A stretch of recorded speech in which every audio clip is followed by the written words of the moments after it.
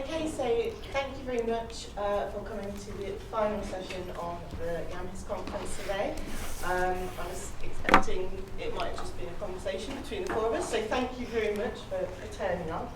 The title of our plenary panel is The Media, the Archive and Power. I'm going to start by introducing our panellists today. So Sean Barber is a senior lecturer in film studies at Queen's University, Belfast. Sorry. Sean is the author of Censoring the 1970s, the BBFC and the Decade That Taste Forgot, the British film industry in the 1970s, capital, culture and creativity, and using film as a source. Sean is currently working on aspects of local film censorship, the introduction of the F rating and the importance of film on television using the Irish national broadcaster RTE as a case study. Ciara Chambers is Head of Film and Screen Media at University College Cork. Ciara's research interests include newsreels, archives and the amateur film. She was screenwriter and associate producer of a 6-part television series for TG4 based on her book Ireland in the Newsreels. Ciara co-edited Researching Newsreels, Local, National and Transnational Case Studies, and she has just edited an issue of Alphaville, Journal of Film and Screen Media, on creative practice. And some of you may, of course, been in contact with her in her capacity as the book reviews editor for the Historical Journal of Film, Radio and Television. And last but most certainly not least, Lawrence Napper is a senior lecturer in film studies at King's College, London. Lawrence is currently working on a project which seeks to decolonise the British film history and teaching of that in universities, and highlight the history of British cinema as imperial rather than a national formation. Lawrence has previously published books on British cinema and middle ground culture in the interwar years, the Great War in popular British cinema of the 1920s, and also silent cinema before the pictures got small. So what I'm going to do now is just explain a bit about the context of this panel and how it came into being. So there has, of course, been plenty of debate concerning the use and appropriation of materials held in archive that then is used by the media. And there's particular points in time when these debates become particularly prevalent and important.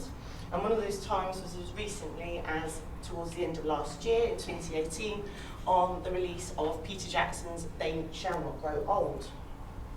And as part of these debates concerning this film, Lawrence published a blog on the YAMHIS website entitled Peter Jackson's They Shall Not Grow Old and The Elephant in the Room. And so I thought that considering this is a conference on power and power structures, it would be a great idea and a great time to address the elephant in the room by talking about this film and its relationship with archival appropriation and sources. And the different sorts of power structures really between archivists, historians, institutions and the media more generally. So what will happen is we're going to show you the trailer of the film and also a brief clip of Peter Jackson extolling the virtues of his film. Lawrence will then provide us with a bit of the context behind the making of the film and the relationship between the film and the Imperial War Museum. And then Sean will be talking to us about the ethics of the film and the BBFC's ratings. Ciara will share us a clip of some of the footage of the film against some of the original archive footage, and we'll be talking about lost stories. And then finally we will go back to Lawrence, who will then talk about archival reputation and outreach and the credits that appear in the film. And what we're very keen to do is not talk at you for an hour. And what we would love is to then open that up on the floor so we can have a proper discussion and debate about this sometimes quite contentious topic. And one thing I would just like to say before I show you the clips is there's also another elephant in the room that I realised while Glenn was talking just now, which is this is a panel that doesn't have an archivist on it. Now, that may, throughout the discussion, become perhaps clearer as to why, but we can certainly discuss that when we come to open it out to the floor for further discussion. So, hopefully this will work.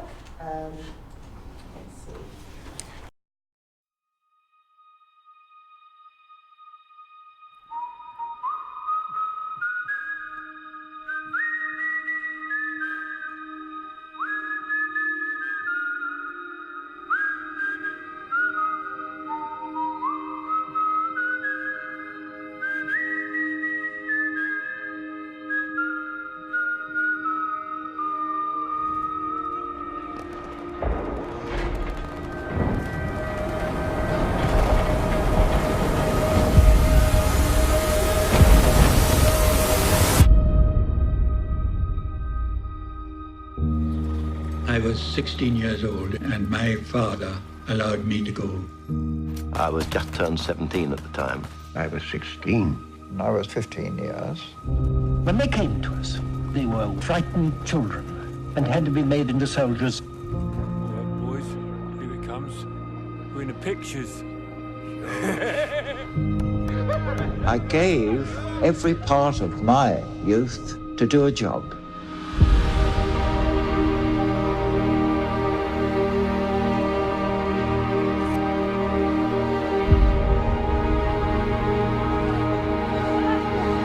Stand this part of the trench over there.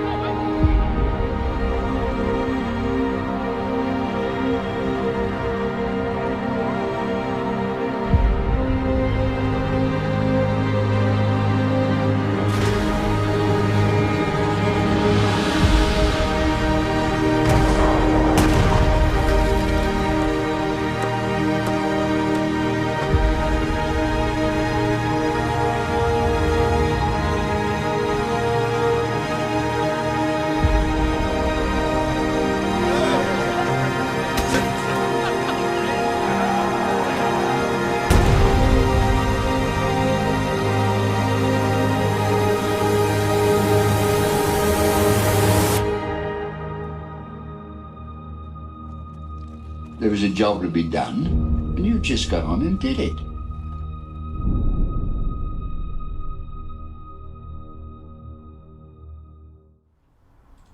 Okay, so that was the trailer. I think that was specifically the trailer that was used in Britain. There's a slightly different one that you can find on YouTube that is the American trailer for that film. So this is a clip of Peter Jackson talking about the film. Oh, well, I mean, I've always been interested in the First World War my entire life, really, because Dad used to talk about his father. I mean, my grandfather died in 1940, so I never met him, but obviously I used to hear a lot about him from Dad. And then I was invited to make the film. I mean, the Imperial War Museum, actually, I met with them here about 4 years ago, just down the corridor, and they gave me the brief of, you know, was I interested in doing something for the 1418 now, for the centenary, and the only real... I said, well, what would you like me to do? And they just said, well, what we'd like you to do is to use our film archive in a different way. It took me a little while. I went back to New Zealand and had a thought about it. Then the next idea that popped into my head is, well, I wonder how good we could restore this film. I still didn't really know what the actual film was, but I just thought, well, let's have a look and see how well we can restore it with all the computer. I mean, I was amazed. They sent me like 4 minutes just to test it, and I couldn't believe how good the results were. I literally kind of almost fell off my chair when I saw it, because it suddenly looks like we can get it looking like modern film. And that was just the black and white to black and white, you know. It's still even in black and white, it looks like it was just shot yesterday. And so then from that point of view, what comes from the restored film is the faces of the soldiers, the men. You actually see them as people. They don't not these jerky, Charlie Chaplin sort of cipher figures. You actually see them as human beings. So then that led to the idea, well, maybe this is a story of the humans that fought this war, not the war itself, but just the human beings. And then I thought, well, okay, the only audio we should have, if that's what we're going to do, is actually the voices of the people that fought there. So then the BBC supplied a lot of tape that they recorded in the 1960s. They were relatively vibrant guys who were speaking very freely of their experiences. And so we ended up with 600 hours of audio to listen to, 100 hours of film. You know, we had to limit it because there's so many worthy parts of the First World War, important parts of the First World War. We could do a once-over lightly, covering everything. I mean, but we decided just to focus on the infantry and the Western Front. You know, there's no flying, there's no navy, there's no home front. There's, obviously the women in factories. I mean, there's lots of film of that, which is a great film. So we just thought, let's just focus on the soldiers this time. And there's other great films that can be made as well on all those other topics. I find it emotional because they're not trying to be emotional, which is, we think of the war, we've sort of victimized these guys in the myth. The 100 years has gone by, they're no longer alive, they're all dead now. And they've sort of, in a way, the popular culture has made them victims. We sent all these men out, all these young guys out to the First World War, into the grind, the mincing machine of the First World War. And they were young men, and it was a mincing machine. But the thing that people aren't taken into account, and is that they didn't feel sorry for themselves. In fact, it was probably the most exciting thing that they'd ever done in their lives. I mean, that's I don't think any of us are going to go through anything as worse than they did, and if they didn't feel sorry for themselves, let's not us feel sorry for ourselves either. I mean, it's a very different process because it's a film where I didn't have to direct any footage, So normally, obviously, in a movie you write a script, and which I didn't. I never wrote a script for this. You go out and you shoot a movie, and I never shot a movie. It was all just footage that someone else had shot for me, in a battlefield 100 years ago. So it was really it was a cutting room film, and it happens to be the cutting room is my favourite part of the process. I don't like shooting on set like this. I don't like dealing with all that, and I love it when we get to the cutting room. I sigh with relief, and I'm in my sort of element when I'm filmmaking when I hit the cutting room. So this was perfect for me, really, in that regard. The shoot's just a pain in the ass, basically. Yeah. Okay, so Lawrence, do you want to explain a bit about the context of the making of the film? Before I start, can I have a show of hands of people who've seen this movie? Cool. And a show of hands of people who've heard about this movie or are aware of the sort of controversy around it. I guess since you're probably all, I'm assuming you're all film historians here, you'll be aware that there are some key kind of questions about the kinds of processes that Jackson is talking about in that interview. And the thing that was really sort of kind of hit the headlines was the idea of him colorizing it. But if any of you have actually seen the film, he doesn't just colorize it. He makes it be in 3D. He produces close-ups from some of the images, so that, like for instance, this image, you get a close-up of the guy's face, and so like they're quite extreme close-ups that he uses, and he changes the ways in which he manipulates the footage so that it looks like modern, not just so that it looks clean and beautiful and in colour, but to look like it was filmed by a modern cameraman with modern camera aesthetics.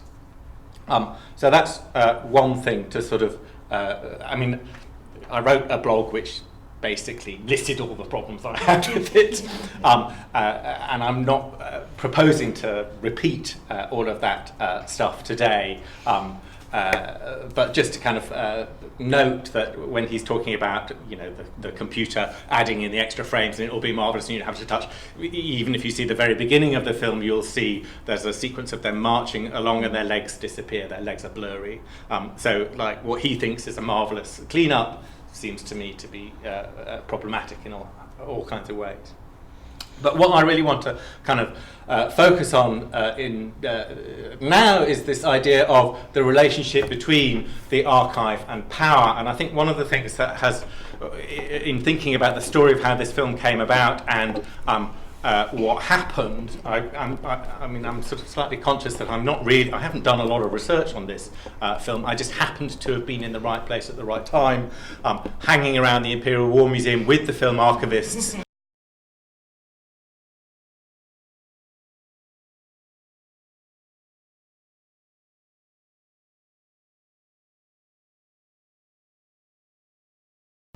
Those of you who don't know, the Imperial War Museum archive, film archive, sits within the wider institution of the Imperial War Museum, and that museum has obviously over the years become increasingly orientated towards kind of marketing its wares to the public, changing its displays, becoming much more of a sort of media-friendly and public resource than it had been previously, where it was structured as a paper archive, a stills archive, a object archive, a film archive, and a museum, alongside all of those different archives.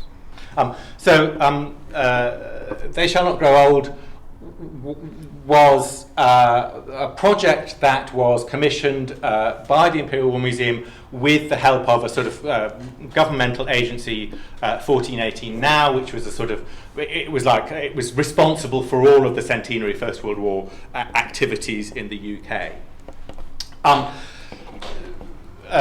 Jackson, and one of my big beefs with the film is that Jackson gives the impression that somehow he was given abject footage and that the Imperial War Museum hadn't done anything to it from the moment it had been filmed in 1918 to the moment that he got hold of it. So when he talks about the film being scratched, the film being poorly graded, the film being at the wrong speed, I mean, that's sort of an instant, like, film is as at the speed that you project it at. It's it's never filmed at the wrong speed. You see it at the speed that you project it at. And if it's at the wrong speed, you change the projector speed, and it becomes at the right speed. So this sort of argument that somehow the film that he received was at the wrong speed is sort of insane.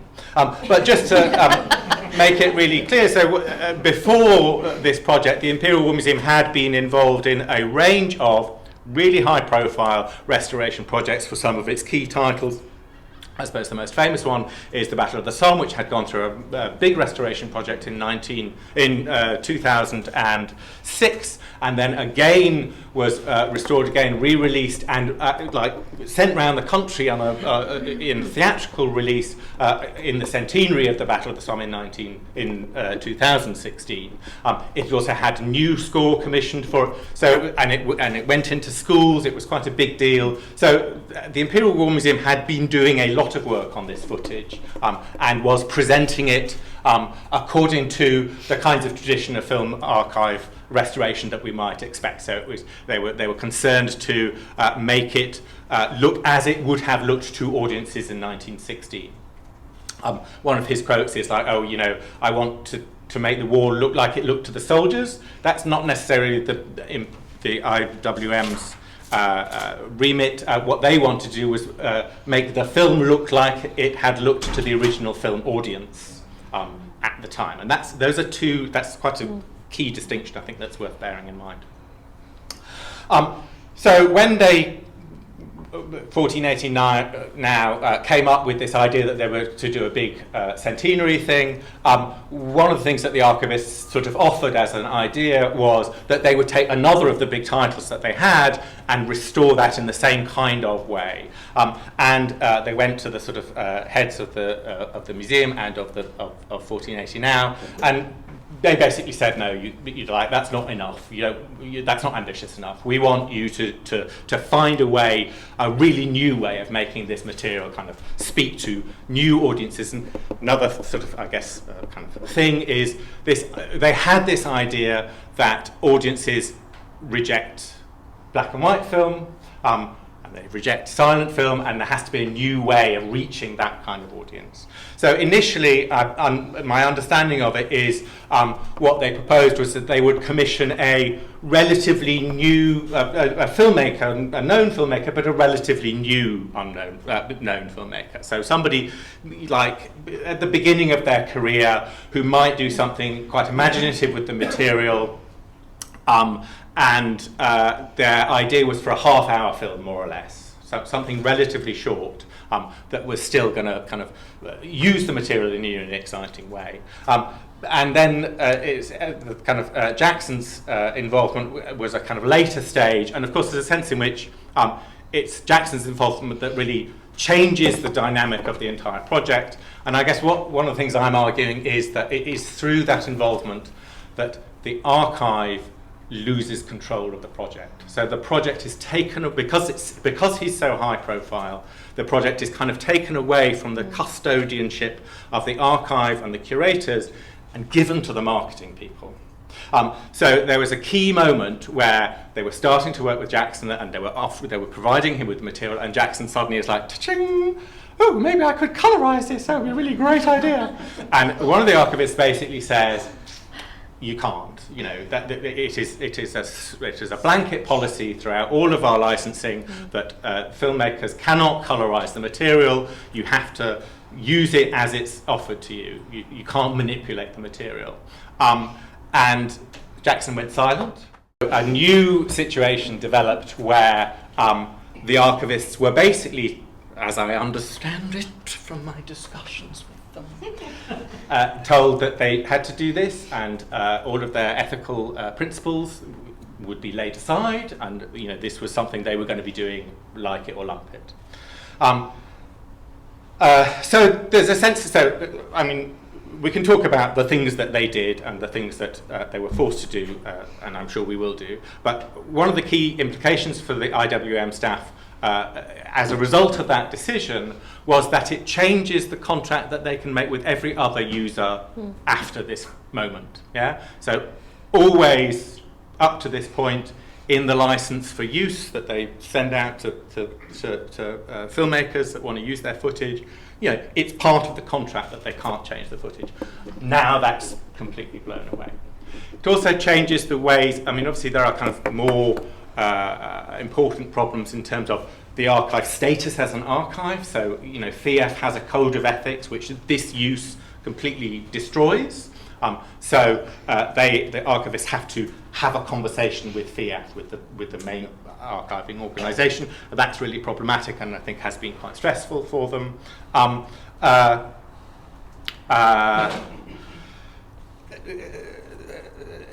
It's also changed the expectations of what can be done with. So, like, once you've said, we now agree that young people, these mythical young people, can't deal with black and white film, then you basically open the floodgates to, like, nobody bothering to try and make them deal or try and educate them about how black and white film might be worked. And of course, the report that I'd had from the archivists from their previous project, where they took the 2016 restoration around schools, worked with university students and school students, and my own experience of teaching that film at universities has been very clearly that students completely engage in the film as it was shown in 1916, and are moved by the films, and they don't reject them. So this sort of fantasy, I think, is another thing to think about.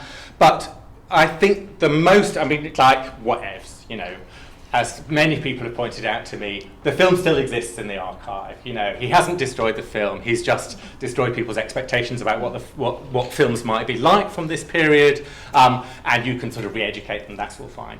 But the thing, and the colorization, I've had issues with that, but I'm going to set those aside, because I think the thing that is really kind of unforgivable in the way that this process has happened is that, and initially I thought it was only happening in the trailers, the kinds of things that he's talking about there, but as it turns out, it is in the fabric of the film itself, is that he constructs a narrative whereby the archive itself has been negligent throughout its period of custodianship. So he claims in interviews that the material that was given to him was scratched, was at the wrong speed, was not graded, was like super problematic. And the trailers, actually you can see that the before trailers have been digitally made to look shit. To contrast with the beautiful colorized images. Well, that's one thing, you can do that, you can think, a marketing team would just do that and you just have to suck that up. But the film itself does that. So the first 20 minutes of the film shows black and white footage in a tiny sort of box in the middle of the screen. If you see it on 3D, it's actually pushed further behind the masking, and it's got a projector noise on it. And it's run deliberately at the wrong speed. Well, so he's fantasized what archive footage is like from his own experience of watching archive footage in the 1970s, perhaps on television. Because all of us here know that actually modern archives don't release footage at the wrong speed. They don't release silent footage that has been just put through a 24-frame projector. That's not how archives behave with their restorations. So he's erased the restorations that happened before he got his hands on the footage, and he's also he's erased the original cameramen. Who's none of those people are credited on his film. So those are some key kind of worries that I have about it. But also I think there's another central worry, which is about the ways in which the process meant that control was taken away from the archivists. Institutional control was simply taken away from the archivists, and as a result, and this is a quote from one of the archivists, we got into bed with Peter Jackson, he said, and we're still living with the consequences. So that's That's my opening. Yeah. Wow, okay. I'm glad I'm following that. Okay, I've got a couple of points to make.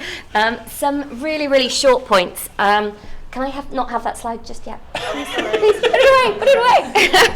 So, just to pick up on the point that Lawrence made about negligence, I think that's a really, really important point, especially when it ties into this idea of ethics, because obviously the focus has been on misuse of archival material, the pairing of the image with the voiceovers that were recorded in BBC interviews in sort of the late 50s, very early 60s, speed, colorization, which I'm going to talk about in a little while. But actually, the issue about negligence and ethical representation of what we see on the screen certainly comes into play because of the things that he's doing with colour and with zoom and those close-ups. We're actually seeing a great deal of graphic imagery with very little attention paid to the kind of the ethical implications of showing some of this material in such extreme close-up. And that's not to sort of say, oh, people are such snowflakes, they can't take it, this is all a bit extreme, this is all a bit much. But some of the material is incredibly graphic, and the enhancements that are being used in this particular way, with sort of scant regard for things like the dialogue that he's used sort of people who do lip syncing to actually sort of say this is what this person is saying, and this is the aside that we don't get to hear. All of that and all the debates that we can then pull out of the screen, and the fact that the camera is right there when previously it was much, much further away, brings it all into much, much sharper relief. So we see sort of mutilations, we see limbs, we see trench foot, we see everything in this sort of vivid, slightly ghastly colour, which renders the effect much, much more extreme. So I think there's all those kind of ethical things. So that's kind of my first point. The second one, thanks Lou, was I just pulled up how the BBFC sort of looked at this and what their take on it actually was. So obviously They Shall Not Grow Old on the left, and then Battle of the Somme on the other side. And they actually have identified that it's the enhancements here that make the film much, much more potentially upsetting and disturbing and problematic. They actually say the colorization of these images emphasizes the detail and these graphic verbal descriptions of the combat experience, many of which don't really fit together, but it's all done in such a way to kind of heighten the sort of visual and the oral experience. I quite like the last couple of paragraphs which I left in just for the hell of it, okay, because there's obviously issues about language and things like that. So there's it's the first point. It's this image of real dead bodies and the ethical implications that arise from showing that and putting that on screen in a documentary. And you can say, well, yeah, okay, documentary's done this before, but actually the film isn't marketing itself as a documentary. It's almost presenting itself as a feature film because of what it's doing. I mean, that trailer for the film, the short one, highlighted that really, really well. So that's kind of point number two. The final point is that if, as Jackson has argued, that this is about education and this is about getting people to engage with it and to respond to the material, then the fact that what he's done has actually made it so that the material is now seen as so graphic that it's had a 15 slapped onto it, he's actually made it so it's excluding a huge range of sort of school children, potentially, from actually engaging with this material. So he's actually lifted it into a completely different bracket because of the material that he's choosing to present on the screen. So you can't really have it both ways. You can't say this is a film that we can now take out and use to teach people about the war because they don't like black and white and they don't like this. And it's like, well, yeah, if they're over 15, great. If they're under 15, watch something else. So there's that kind of issue as well. So I think hopefully we can come back to some of that, but that's me. Okay, so I also wanted to pick up on a lost opportunity, I think, or a missed opportunity in terms of the educational context. So what you see here is a film called With the North and South at the Front, alongside They Shall Not Grow Old.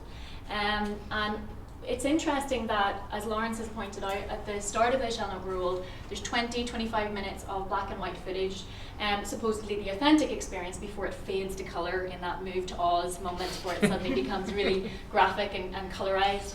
But actually that footage too has been manipulated, as Lawrence has already suggested, and you see here some of the characters who appear in the original footage in long shots, and then you see close-ups of the same people. So for example, the guy smoking the cigarette, we see him really close up. We get to kind of look at his features and are invited to get to know him a little bit better.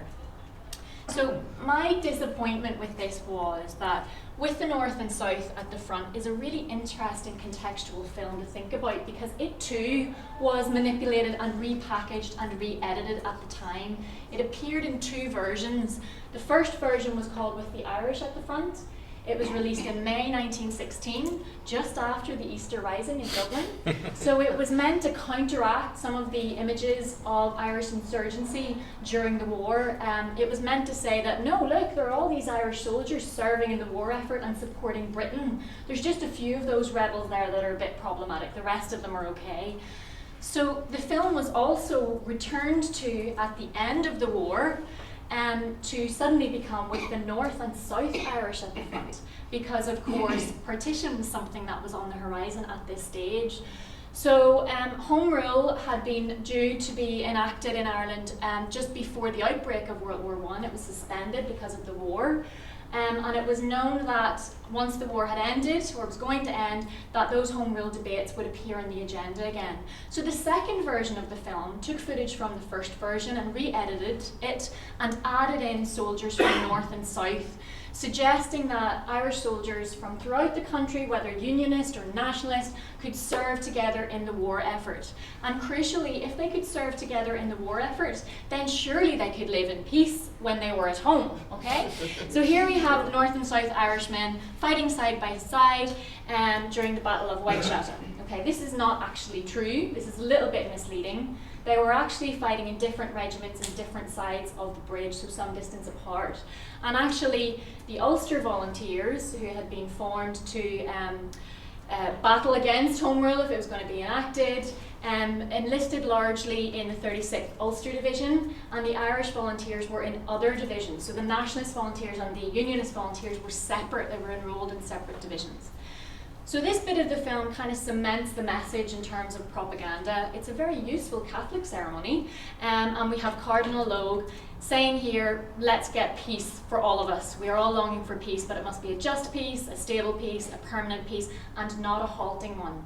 So this is a message to Irish audiences. You know, you've got to be able to live together in peacetime. You were able to join together and work together in the war effort. Surely you can do this in peacetime as well.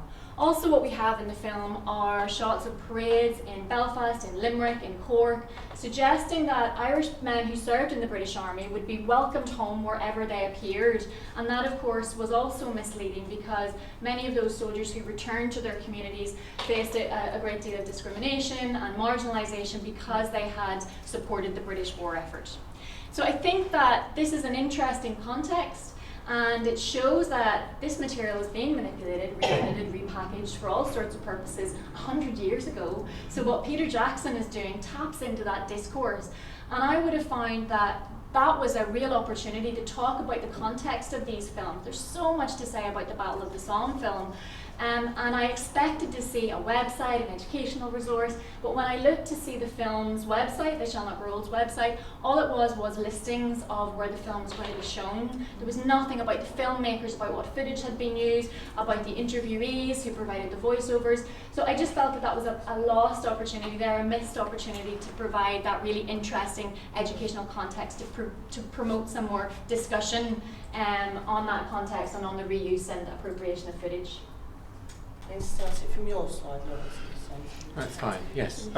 So yes, just to sort of, we're going to throw it open to you lot and have your say. But I guess one other way in which I've been starting to think about this film is as a kind of essay compilation film that has been commissioned by an archive to try and reach a wider audience, and one in a whole series of films which do this. So They Shall Not Grow Old sits the background image is from Scotland with Love, which was done by the Scottish Screen Archive. These other three, Arcadia, London, the Modern Babylon, From Sea to Land Beyond, Queer Armour, all BFI productions, but so I know that the North East and Yorkshire Film Archive have produced a similar kind of film. And these practices are always about going to a filmmaker, often, and also going to a musician, a kind of popular musician, and saying, like, have the run of our archive, produce something new, you know, that can go into cinemas, that can show, like, what's in our collections. I'm assuming that that's the idea, is that for the archive it's going to increase interest in the collections. But I guess there's a sense in which I think They Shall Not Grow Old is an extreme example of the risks that you take when you do that, and maybe a slightly less extreme example would be the fact that the films are cut up by the filmmaker simply as background for a music track, and I know that that's how a lot of people have experienced From the Sea to the Land Beyond. The British Sea Power fans, like, they go and watch it, but actually they're not that interested in the archive and they don't follow up. So this question of, like, these projects, I would suggest, flatten out what the archive has to offer rather than expanding in the way that you've described about that Irish film, expanding the story that the archive can tell. And that's certainly the case, I think, with some of these films. If you watch them, what they tell is a very bland public history. I was sort of I was engaged in the papers that we had from Mari Brennan and Dagmar Brunau earlier on, where Mari talked about precisely this process happening in commercial BBC archives, that filmmakers, program makers, because of lack of resources and time, they use the same timeline again because those clips are there, they've already been digitized, they're available, so you get this sort of a kind of accretion of the same story being told again and again. And I think on some level you can see that in some of these productions. Okay, well, thank you very much so far. Our panel have now discussed the elephant in the room, so I thought it's now time to throw the elephant out to the rest of the floor. As I said before, we are keen to turn this into a discussion between panel and floor rather than just questions, answers. Although you can ask questions as well if you like. So who would like to start? Okay. I want to start with a small question to Sean. Do you think that the Peter Jackson team anticipated this 15 label? I'm not sure. It's a really good question. I'm not sure if they anticipated it, but I think they probably they knew what they wanted to do, because when I was watching it, certainly some of the more sort of vivid scenes, there is no way that you can put that kind of material that close to the viewer without there being some kind of controversy about it, without there being some kind of pushback saying you can't show this to 12-year-olds. So I think they were almost going for the cheap shots. I think it is sensationalist, and I think it fits with a pattern of feature filmmakers saying, let's see what we can get away with here. And he's too smart a filmmaker, I think, to not understand that actually the controversy about the vividness of the imagery was going to be one of the selling points, and that's what people talk about when they talk about the film. But the way it's framed in terms of, like, the war really was this graphic look, that's the bit that's really, really disingenuous. So I don't know if they anticipated the 15, and it'd be quite interesting. I haven't done a great deal of research on this, but it'd be quite interesting to see how it was rated and classified everywhere else. Because I think also the space of exhibition is really important. Brett was saying that he watched this on a plane. I watched it on BBC iPlayer. It was available in 3D, lots of different formats, lots of different ways to engage with it. And if you start to say, because obviously if you watch films on planes and things like that, they can cut specific sequences or minimise things that are too extreme to make it much more for general consumption. So where do you go with all that? It seems like they were on a totally different track from the very beginning. Yep. I mean, they had something totally different in mind than the archive had. It's amazing. Yeah, Brett, did you want to come in and say something about reviewing? So we were just talking before the session started. So this only recently became available in the States on Netflix, and I've been so busy in the past couple of weeks I hadn't had time to see it. And I was on the plane. It was an Air France flight that was code shared with the U.S.-based carrier Delta, and I was trying to find something other than, like, Captain Marvel and Avengers to watch on the plane. And so I had already been through the documentary genre button and hadn't found anything terribly interesting, and so I was in the foreign films section, which generally means non-English language films in a U.S. context, and I was very surprised to find this film. And so I watched it, and I didn't like it, and I was very glad after reading. I had been prepped by Lawrence's blog, so I was ready to hate it, and I still hated it, but not for all the reasons you hated it. Thank God I didn't see it in 3D. Thank God I didn't see the missing legs. And as you said, the faces that have been, I think the quote was, processed to shit. But what bothered me most about and I'd seen the trailer, the U.S. trailer, where Jackson's talking. And what bothered me most is this implicit claim that he makes that he somehow enhanced the truth value of the period footage in the archive. That the color somehow, we're going to see it as it was experienced, right? So my immediate question is, well, so did the audiences at the time we went to the cinema, did they see it in color? Okay. Well, did the troops at the front have screenings every night, and did they watch themselves in color? Did they watch themselves fighting? And it raised something that comes up in my teaching all the time, and I always tell the students that paradoxically we have to think about preserving the holes in the archive and preserving what never existed in the first place. And we have to think about how our experience now with media is fundamentally different from looking back, and that there's a gap there. There's sort of an ontological gap that we should never try to conflate that. We have to think in that space, right? And think about how the way we experience war today, for example, through media, is fundamentally different. What the similarities are, but what the big differences are. And that was what really bothered me about this, is Jackson makes this extraordinarily naive, and I mean, he's such a smart filmmaker. He can't be naive, so it's cynical. It's cynical self-promotion. I mean, it's the only conclusion you can sort of come to. And this idea that he's enhanced the truth value, well, no, actually, he's completely ruined the truth value of the film by colorizing it in a way that's much worse than Ted Turner, right? Who's notorious in the U.S. for doing this with your classic Hollywood films. So I'm actually looking forward to showing this film to students, because I am going to frame it as a grand cautionary tale. And thank you for all of the contextual information, and I'll be sure to share that with my students when I teach it. But so that's all I wanted to say. Tobias is next, then James, and then Sheldon.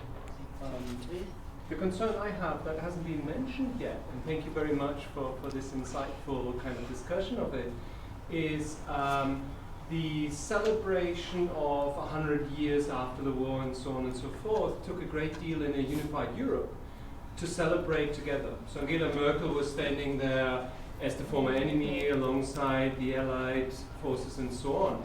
And here this is something that going backwards as well, because what it means is that the German footage, because the German archives are not doing this, they're black and white and we see people from a distance afar, whereas of course the British troops are humanized and they shall not grow old, whereas the enemy is somewhere down there.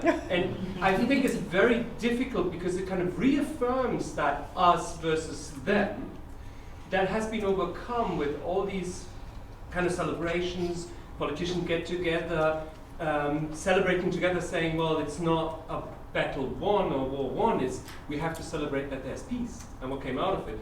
And this film does quite the opposite, because it humanizes the British troops and it doesn't do that for the enemy as well. The footage only comes from the Imperial War Museum.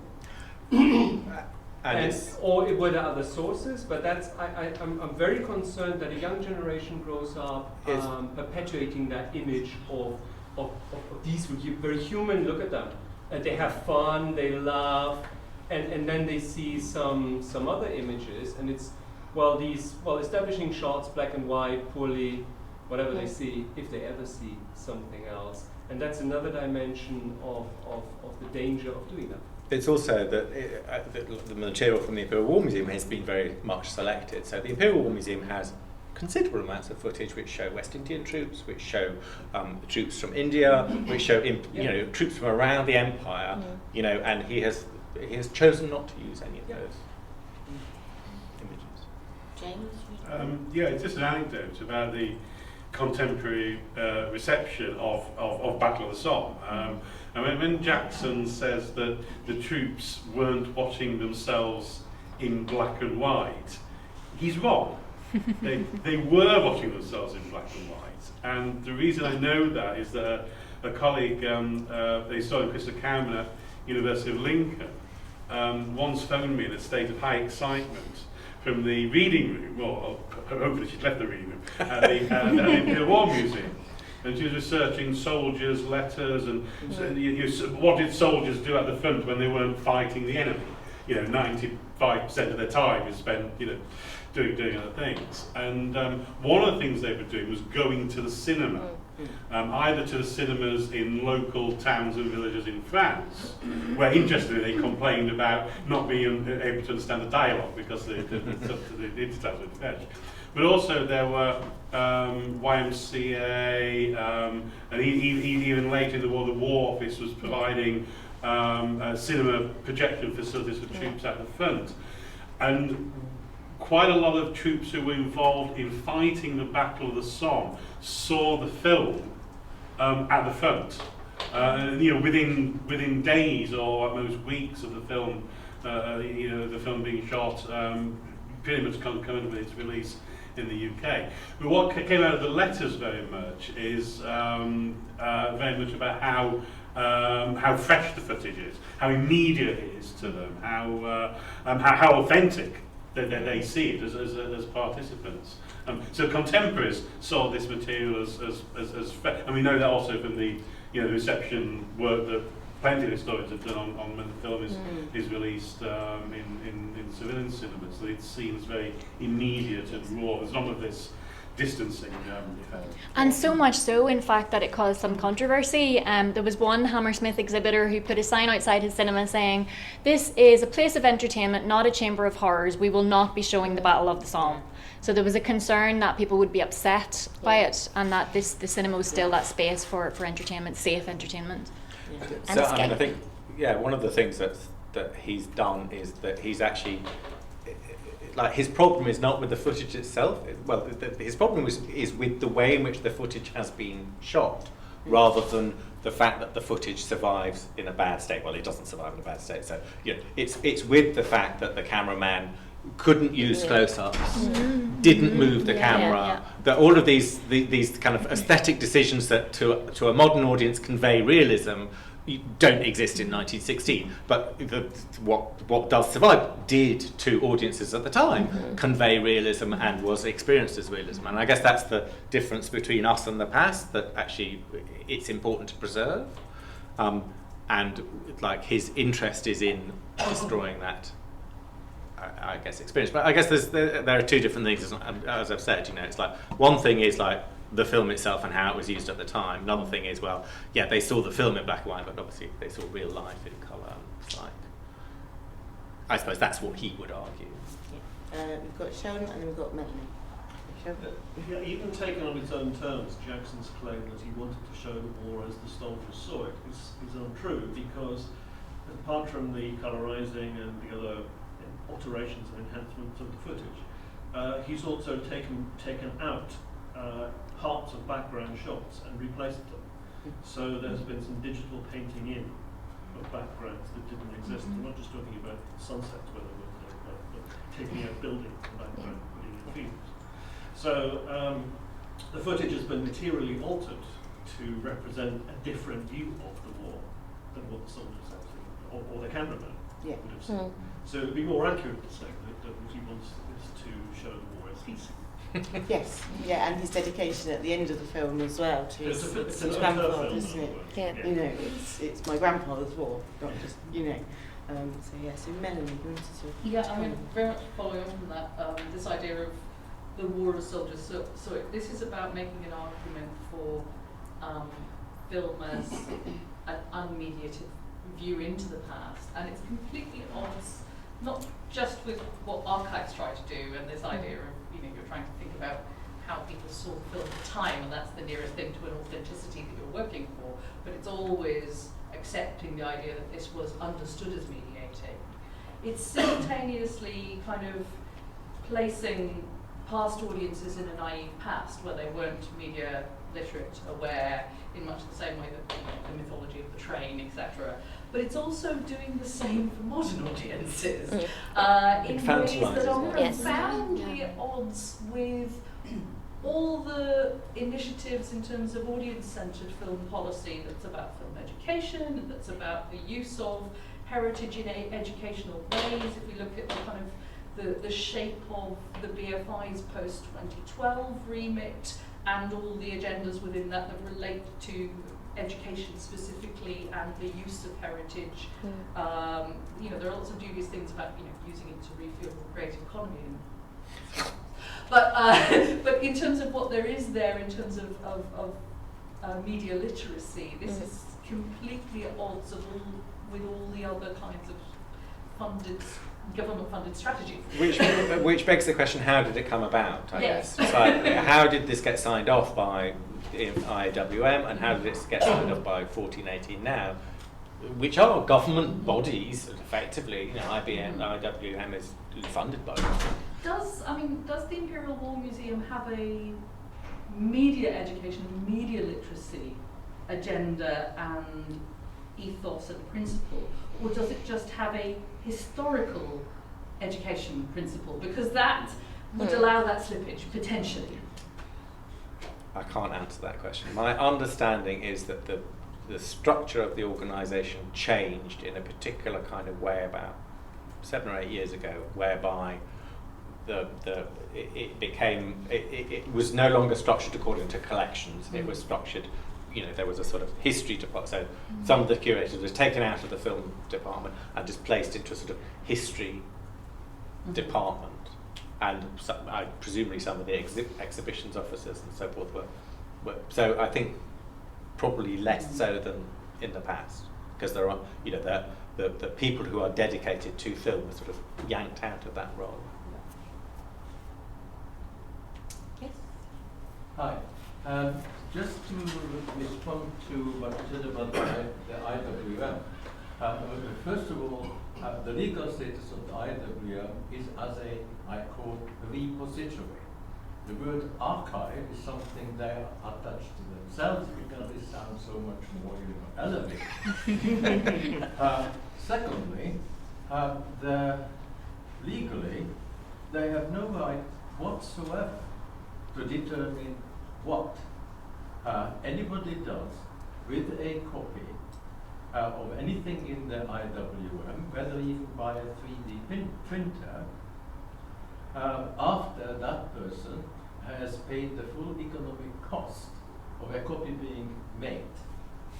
And there are some of us who think that the right which the so-called film archives have sort of attached to themselves to be some kind of guardians of good taste, or, you know, act effectively as censors over the copies which A, belong to the public, not to them, they are not the owners of the materials, they are simply the repository for those materials.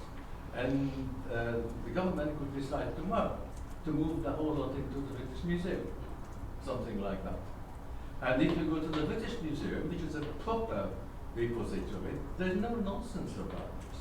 You pay to make a copy of the Lindisfarne Gospel, if you like, know that it is in the British Museum, and then you can make a wallpaper out of it. So I'm one of those who spent 50 years fighting the archives. I made a lot of comparison films and television programs and all that. And then my very first encounter with the archive mentality was when a colleague of mine, now sadly late John Granville, and I went to the British Film Institute, National Film Archive, and said, can we please have a copy of some of the SS training films which are in the archive, in order to show it to our students. They said, no, you can't. I said, well, why not?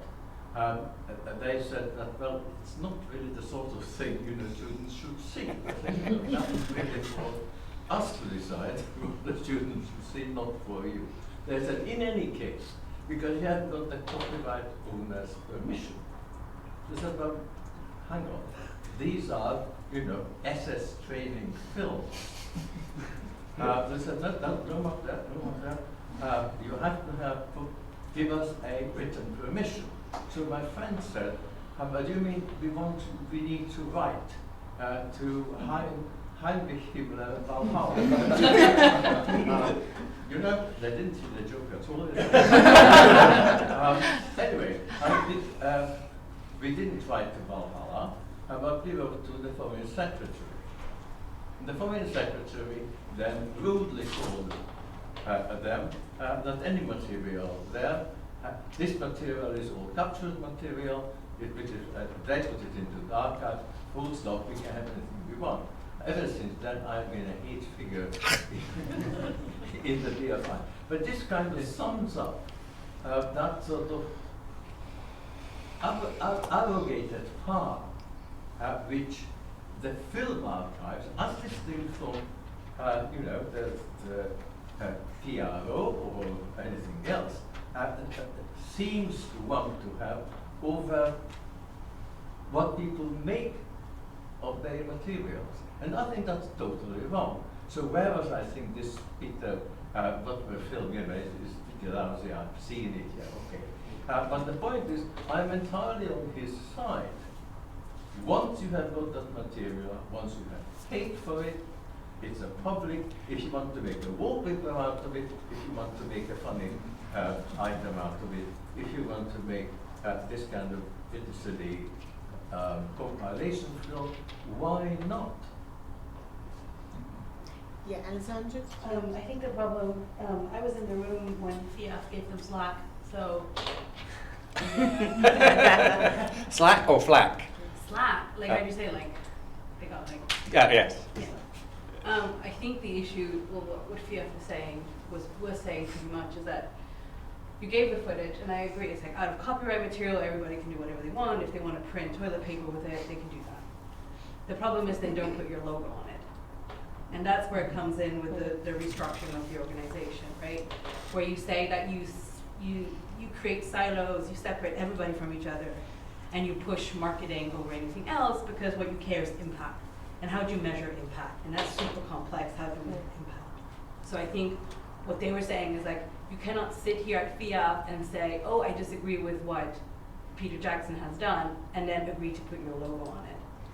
And I have to say the Imperial War Museum is ironically one of the best kind of within the FIAF community, at least the person that used to work there, is one of the better like outreach into training and preservation with other moving image archives. So it's a bit of an irony, but that's analog material, we're not talking about digital. So this is what kind of the feedback not feedback, but the discussion they were having at FIAF is like, okay. Yeah, I mean, I think that one of the issues is the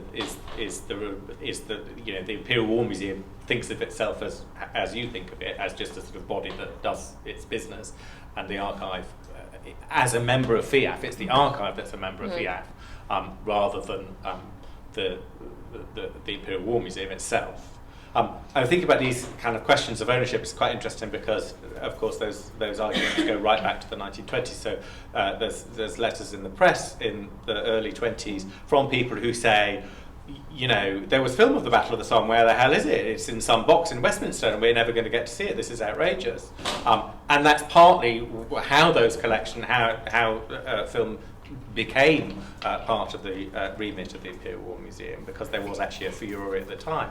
But also in the National Archives there's a rather hilarious, perhaps not hilarious, but there is a fascinating file of correspondence between the Treasury and the Ministry of Information, where basically the Ministry of Information is saying, look, you know, we're going to donate the profits of the Battle of the Somme screenings, you know, to war charities, and it's all going to be marvellous. And the Treasury are like, I think you'll find those profits belong to us, thank you very much. And there's a real tussle about where the money, because obviously it made a load of money, who's going to get to have control over them. There's also a problem, I think, with the commercialization of archives and who gets to use the footage. It's incredibly expensive to use archive footage, and I found when we were making our series, it was between 300 and 600 pounds per minute, with one exception, and that was a few seconds from The Great Dictator that cost us €1,400 per minute, or for the little section that we used, and it was only a few seconds. So it's incredibly expensive, and we went through years of trying to get funding to make it. And everything else had to be really low budget because we had to put everything into paying the archive costs. That means that a radical, creative, independent filmmaker can't go into the archive and make an artistic film about this era without running into huge fees for archival costs. And that seems to me really unfair because it limits who has access to this material and who gets to make these films. And it goes back to your point, doesn't it, Lawrence, about the fact that this is Peter Jackson, you know, so he is the big filmmaker with the big budget and the big backers, and it's clearly going to be a Peter Jackson kind of film. But coming back to that question of the other archive films that were up there that I sort of talked about, I sort of had a conversation with one of the regional film archivists about, like, you know, what she thought would make a kind of reasonable outreach activity, and whether she thought that these essay films worked, and whether she thought there were other better ways of publicising. And she was like, you know what, Lawrence, I have got 5 people in my archive, working in my archive, they've all got children, and they've all got to put food on the table, and, you know, whatever the hell brings the money in that will fund those posts, I will do. I do not have time to be worrying about the ethics of, you know, the historical record, because, you know, it is a hand-to-mouth existence here. And that sort of, you know, there's an element to, yeah, you know, it's difficult. Yes, exactly. So And yeah, the educational post. And archives are, in many cases, really underfunded. So a place like the Irish Film Archive, for example, who do incredible work with really, really limited resources, and yet they're getting some of the fees in through archival footage, but they're not getting enough kind of state support for all of the activities that they take on. So yeah, there's a difficulty in that. But I'm talking more about the big commercial archives, and especially, you know, archives like Pathé and Movietone, and they own a lot of this really, really interesting material, and it is expensive. And to be fair to Pathé, they will negotiate with you if your budget is limited, to be fair to them, but some of the others will not, and it's absolutely the case that you must fork out a huge amount of money to organisations that are pretty wealthy anyway.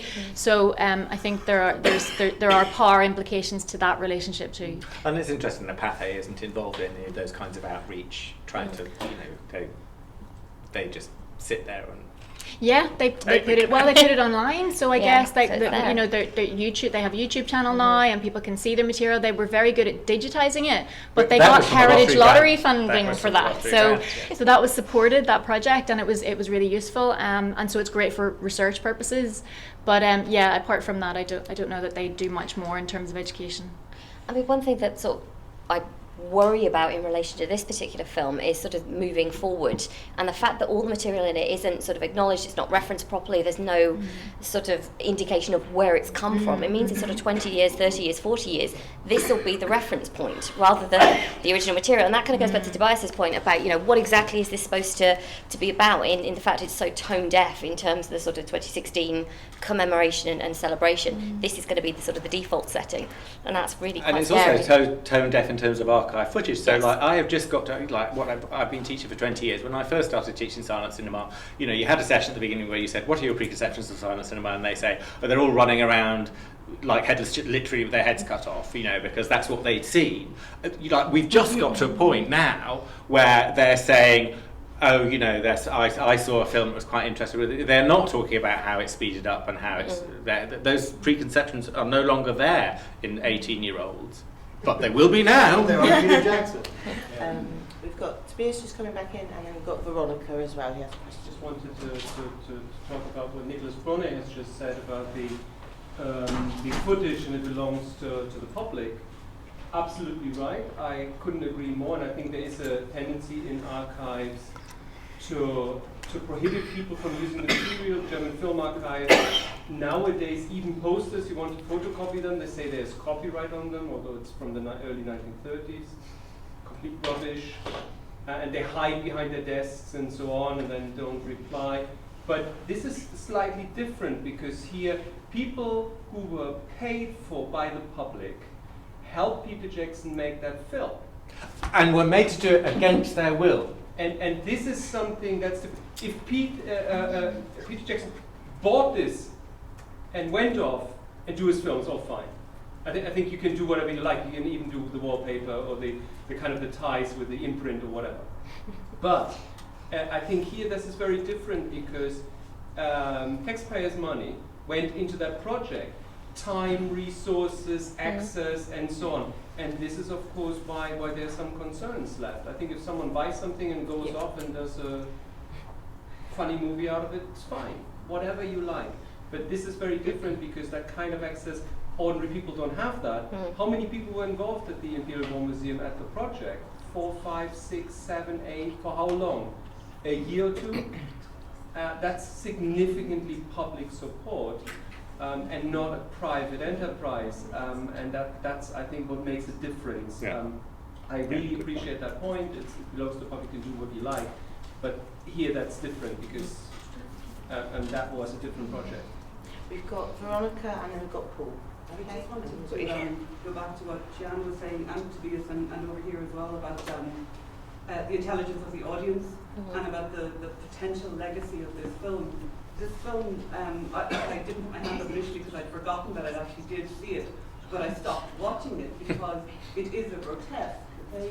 And no matter whether you're a film student or a researcher, you can see the uncanny in it, okay? You can see that there's something there that is not quite right because you're media literate, because you grew up and you watch films and you know that's there. So what Tobias was saying about, you know, the putting this film against kind of a legacy of film footage of German troops or of even French troops or other troops as well, and this one kind of seeming more appealing to a modern audience. I wonder about that. You know, I wonder because we are so literate. You know, we maybe cannot pinpoint, you know, that there's something askew about this colour film and the explosions as well. Yeah. I remember that in particular, they just seemed so entirely out of place because of how they were edited. They were close-ups as well, the speed of it, and we seem to know that as viewers. You know, we're really quick to, you know, to cop on to something that is just slightly out of film. So, and you know, I'm a born optimist. Okay, so I would hope that this film will I don't know, fade or become a joke in some way because we are somehow, unbeknownst to ourselves, aware of it being a grotesque and the uncanny that is within it. You know, the uncanny that is within it. Paul. Yeah, as far as I know, there is in French legislation a concept called droit moral, which would prevent you from doing whatever you want with this material. I don't know if this droit moral exists in other legislations. I have my problems with the droit moral because who owns the morality? Anyway, but I don't know about just to support that. I mean, I was thinking the whole time about French or common practice. Peter Jackson would play hell doing whatever he wants to do if he'd gotten this from the CNC, but I'll see if he'd gotten it from the INA or wherever. ICPN is the military army archive. Or the OCPID, yeah, exactly. Well, also super expensive. They would. So what's the really mechanism of this principle? Sorry, can you just explain what it would mean? That the rights owner who would say, okay, you can do with it what you want, then the droit moral would say, no, there is there's an intentionality to the artwork. Something above that will judge. You can't do it. It's basically just an ethical standard, yeah. An ethical right that says you can't do whatever you want to with the footage. There has to be a respect for the historicity. Which I guess is where the difference between FIAF and the UK situation comes, where that, what Nicholas has sort of highlighted is presumably that. I think the gentleman behind Tom and then Sheldon. So you, yes. Okay. No, I just had a couple of, maybe a bit more than a couple, of work experiences in film restoration laboratories. And the, film restoration ethics, it's very slippery territory. But I think there are two golden rules that everybody would agree on. The first is the principle of reversibility, so that you don't damage the film. And in this case, I think it was respected because the original are still The originals are still, yeah. But then there's the other thing, which is transparency. You need to make clear to the public what you've done with the material, technically, and what you're trying to achieve. And it seems that's the whole problem here. I don't have any problem in people using the material as they want, as long as they say, I'm creating something new. So I think this is the only problem really with that. That is claiming that it's producing a reliable account, historical account. Yeah. So there are ways to make sure that this is delivered to the audience. But my question, and this is out of my ignorance, and by the way, not all the archives respect ethical codes. So, you know, if you look around, like, and not just about in terms of restoration, but also in terms of preservation.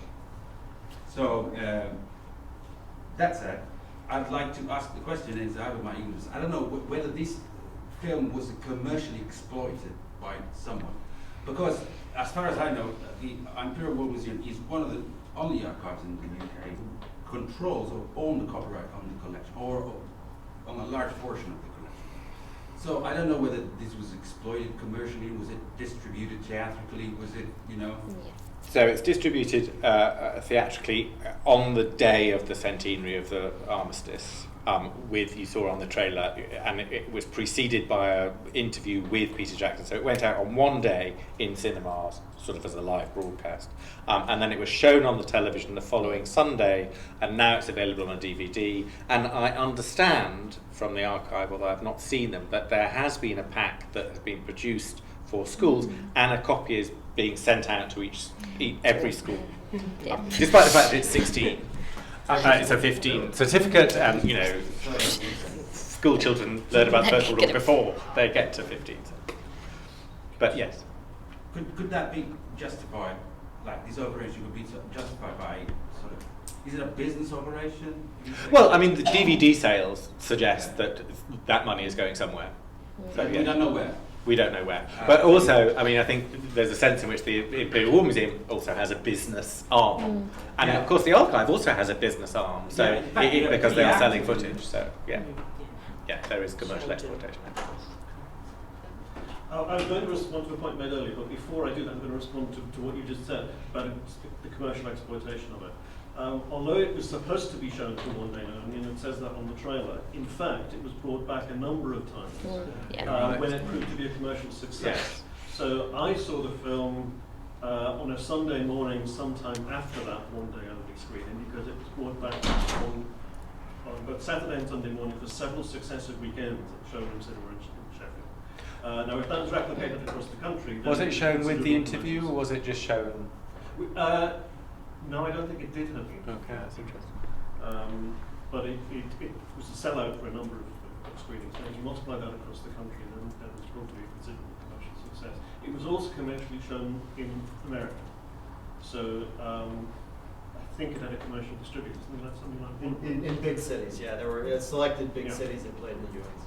So it played maybe art houses in America and maybe other countries as well. And that takes us to the point that I was going to respond to, which is actually about audiences, because we haven't talked about that, and about the response of people unlike us, who are very civilians, That's very good point. or students, and I've experienced with both through Facebook conversations, also conversations at the cinema where I saw it with the public, including people older than me as well as the same age. And also having taught it, I taught it on a first-year module called Studying Film History. It was discussed in two separate sessions, one of which was an introduction to studying film history, and the other was about archiving and the ethics and aesthetics of archival restoration. And the students who chose to write about it completely ignored all of the ethical issues that I and another lecturer had raised, and instead took at face value, uncritically, everything that Jackson had said, and accepted completely that it was a realistic representation of the war. The colour did give it that candidness that we think it didn't have. So far from being perceived as grotesque, it was perceived exactly as Jackson wanted it to be perceived, which may have something to do with the charisma, the authority. I mean, I've just got a question for you, and then I wanted to raise a point about auditing. when you showed the film to the students, did you show them the full version of Battle of the Somme first? Did they see No, we that? didn't. Yeah, because that would be interesting if they saw both in order to compare. I mean, I have students and I teach them Battle of the Somme, and I asked, "So have you seen They Shall Not Grow Old?" And one of them had seen the film. So this perception, the sort of the young, you know, we're going to make this film to address it to young people. But actually they didn't watch it. So, you know, you're not necessarily getting that audience, and that relates to Sean's point. But I was just going to make a point about the audiences, and both Sheldon, Lawrence and I have had various Facebook conversations with people. As you know, we got into a particular spat with certain individuals. No, and, truly not. interested in the discussion on the spat. You may friend me on Facebook and find the spatting question. But it was very interesting, and I would just like to ask a question to the panel and to the floor as to whether, I don't know if this is the case, but I wondered if we'd had the same sort of discussion about a film that had been made about World War II, whether people would have the same sort of contentious issue with us as being the experts in our ivory tower as World War I, because I noticed if anyone dares to suggest that Hague is anyone other than a war where it's lions led by donkeys, then they get shot down. Yeah, so I just wonder if, because we were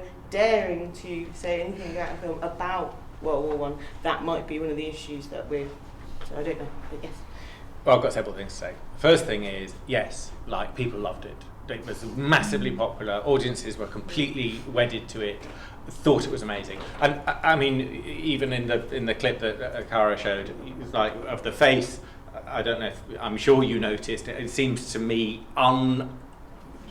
you know, you just can't miss it. The grains moving around his thing. And so I don't understand how people can look at a film where that's happening and not notice that there's something really weird going on with their faces. And there's a sense in which that's partly, perhaps that's suggestibility, partly they're just maybe thinking, oh, well, archive footage looks like that apparently, maybe. But, you know, whatever it is, what they saw is not the clean image that they talk about having seen. That's neither here nor there. Okay, they all loved it. That's marvellous. It played into a series of like fantasies about the First World War, which had been being broadcast relentlessly for the previous 5 years, across the whole of the centenary period. You know, there were so many documentaries, and I was working on the First World War at the time, and it was just like, oh God, another person who was not born when their great-grandfather was killed in 1916, weeping on camera about how traumatic this was. You think, oh Jesus, really? And people's reported experiences of chancing to see it on that Sunday night were precisely, the First World War was a terrible tragedy, blah, blah, blah. Actually, the film doesn't do that. The film said, quite a lot of the film, the commentators are saying, I had a great time. They really are. It's really marvellous, weird. blah, blah, blah. It's emphasising the camaraderie and that the howls and all that, those kind of very old-fashioned. That's not what came back in terms of the social media response. One of the reasons why I think the blog that I wrote was so kind of popular was not only because all I Am Hist members read the I Am Hist blog all the time, but also because it was one of only 3 responses to the film that I know of that were negative. Yes. So I had a bit of kickback on, I don't go on Twitter much, but I had a bit of kickback. Pamela Hutchinson had written something that was relatively negative. I think this is because she was a woman, or indeed is a woman. She had an extraordinary amount of kickback from people who felt ownership of that narrative of the First World War and were outraged that a woman should presume to be an expert on it. So that's, obviously that happens a lot, across the globe. But just thinking about, the First World War, I think, has a particular kind of, tracks a particular kind of devotion that it does. this feeds into. And indeed, of course, Jackson's own narrative about his own personal investment is Yeah. precisely that kind of emotion. Yeah, that I is- mean, it was interesting on the spat we had on Facebook, wasn't it, that someone came in and said, well, my dad likes the film, so you're just insulting him. And I was like... Insulting the memory of the boy. If I'd gone on Facebook and said, I don't know, I don't like this feature-length thing like The Avengers, his dad wouldn't have minded, and he wouldn't have minded, but there was this sense that There's it's, an well, investment. how dare you say anything Yeah. against And I mean, I think there's a weird paradox there, which I guess is runs